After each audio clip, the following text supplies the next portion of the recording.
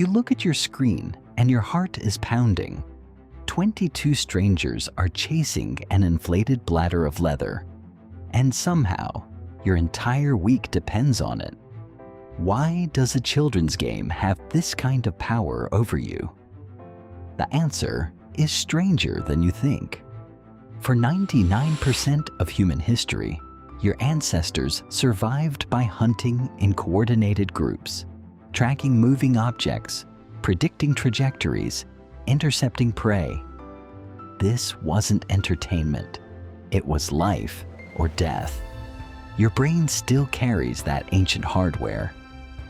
Anthropologist Dr. Richard Sosis argues that ritualized physical contests are simply modern mirrors of these high-stakes group dynamics. You think you're watching a sport, but your deep brain thinks you're on a tribal hunt. And your body agrees. When you watch a striker accelerate toward goal, your mirror neurons fire as if you are the one running.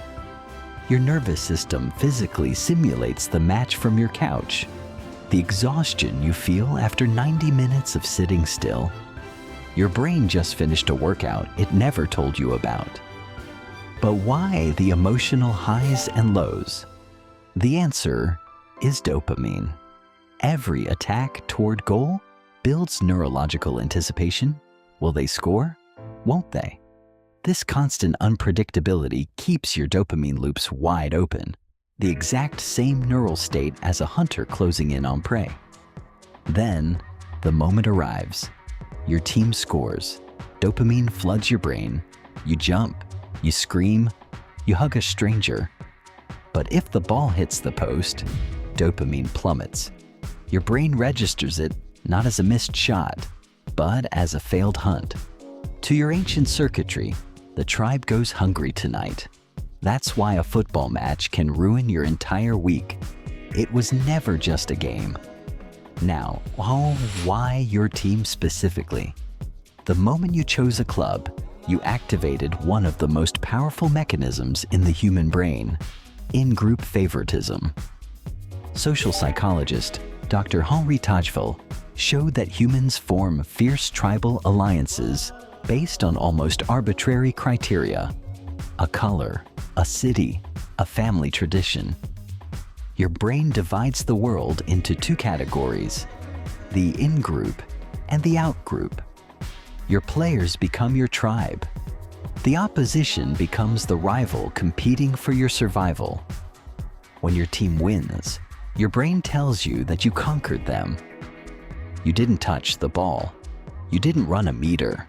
But it feels personal because, to your ancient wiring, it is. Every 4 years, the planet stops for the World Cup. Billions of people, hundreds of languages, all staring at the same green rectangle. We tell ourselves it's a celebration of global civilization. But the World Cup doesn't succeed because we're civilized.